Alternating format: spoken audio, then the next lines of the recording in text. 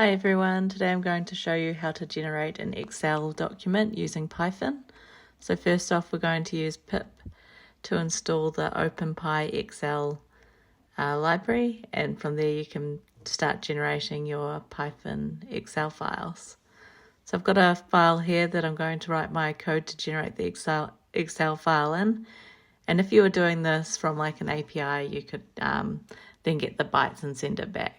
But I'm just going to do it as if I was wanting to generate a script. Maybe I'm processing some data and want to put it into an Excel file.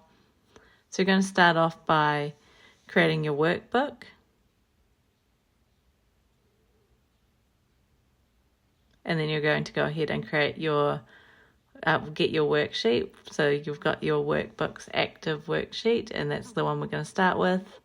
You can add a title to it, so I'm just going to set mine to my budget.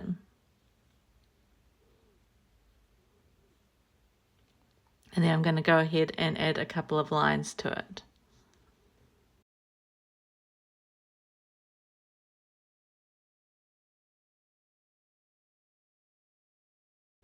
First off, I've got some headers, so my headers are going to be basically the expense and the cost.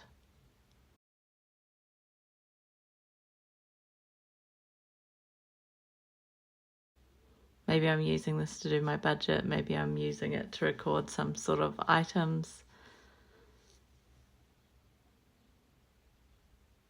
I'm going to go ahead and append those headers to the worksheet. So I've got a row of items now with 2 columns, item in one column and cost in the next column. Now I'm going to go ahead and add some actual items that I want to append to my worksheet. I'm going to add the item and its cost.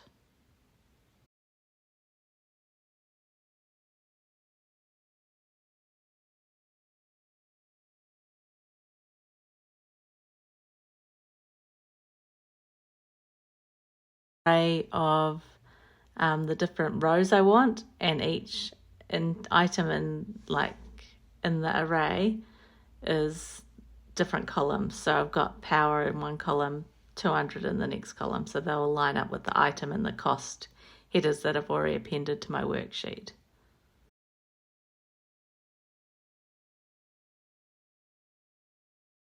Once I've done that, I can go ahead and also append these ones to my worksheet.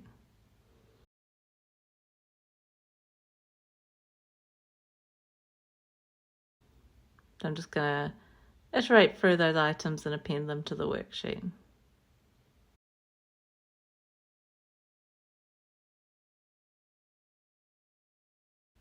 Then I can go ahead and save it. I'm just going to save it in my current directory.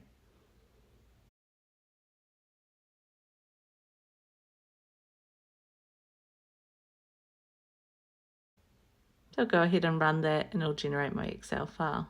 So opening that, I can see I've got my item and my cost and my different things, but my sheet is still named sheet. It's not named my budget. So if I head back here, I can see that I actually made a mistake here. I should have put the worksheet title as my budget. So updating that should generate that correctly.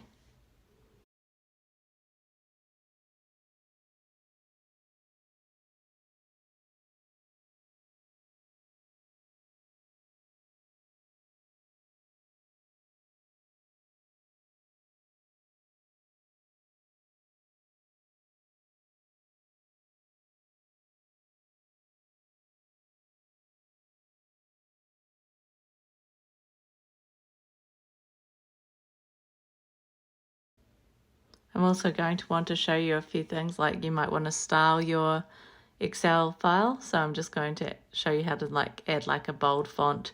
If you wanted particular styles, you can just check it out in the documentation, which I'll link. So I'm going to go and set those headers. Access the particular column that I want and column and row, and set the font for there to be bold.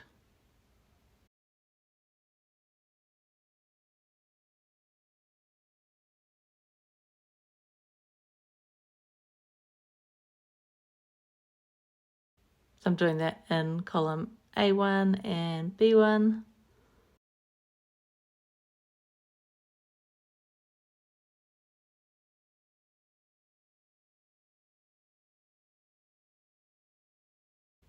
See, it didn't actually work, so let's head on back. And I can see that I have actually set this bold equals true with a lowercase t. I need to make sure that's uppercase T, and run again. You can see it's added a row now, and if I head back to my code, we'll see why.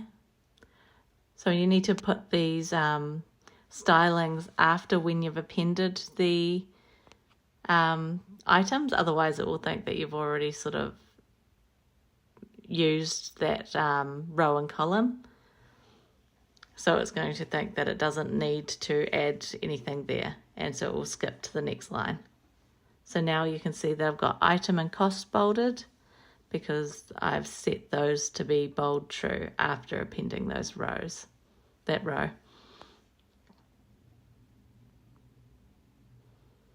Now I'm going to go ahead and show you how to append, like maybe you want to add a sum for all your expenses. So to do that, you just basically append your sum to where you need to. And you reference which columns you want to sum as well.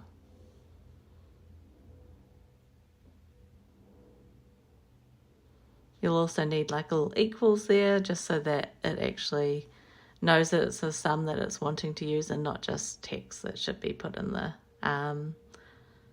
cell.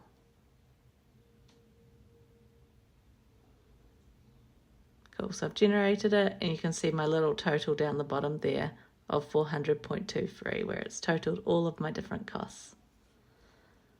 So that's how you can do sums and just add a few rows to your Excel spreadsheet and style it, but I'm also going to show you how to add like a chart.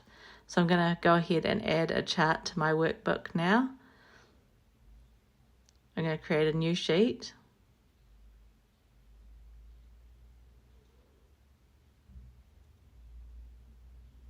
I'm going to give that a title of charts. And for this example, I'm just going to show you a simple pie chart, but you could do whatever chart you sort of want to do. You can also sort of configure different labels and sort of anything else you would in Excel. I'll link the documentation so you can read a bit more on how to do these things. You're also going to want to import the pie chart from Openpyxl.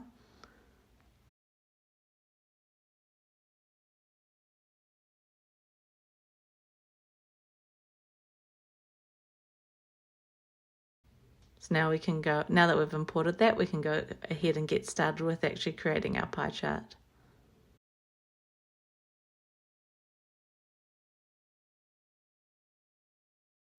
We've got our pie chart, and now we need to sort of set up that data for it. So we set up the data range, basically where the data is existing that we want to pull into our pie chart. So we pass the worksheet that we have the data in, we pass the column that it's starting in and the column it's ending in.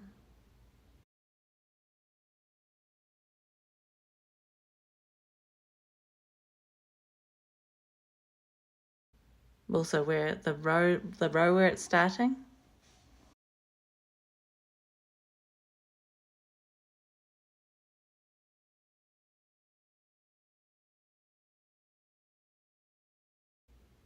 You can also specify maximums if you want to sort of limit where it goes up to. Then you specify where you actually want to get your labels from.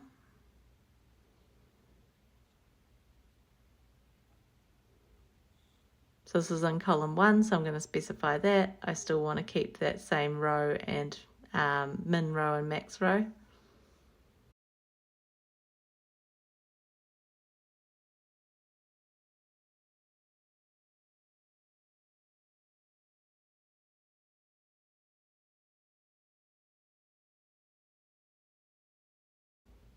Then I'm just going to add that data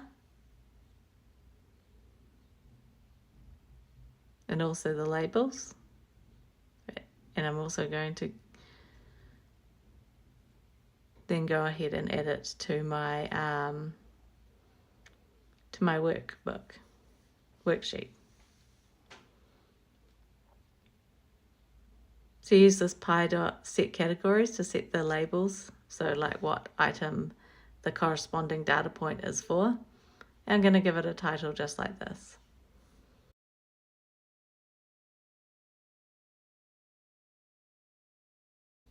Now I've got my chart sheet, so I can go ahead and add, and I'm going to add it to a specific column. So I'm just saying add chart. I've specified where I want to add it, what I want to add, and where I want to add it. So I'm going to add it to the B2 cell.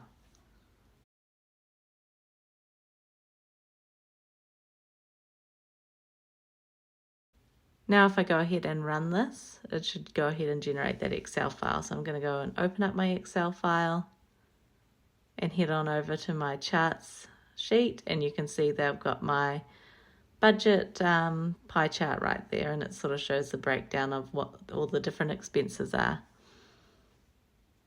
I hope you've enjoyed this tutorial today. If you have, please like and subscribe for more tutorials. All my code will be available on GitHub.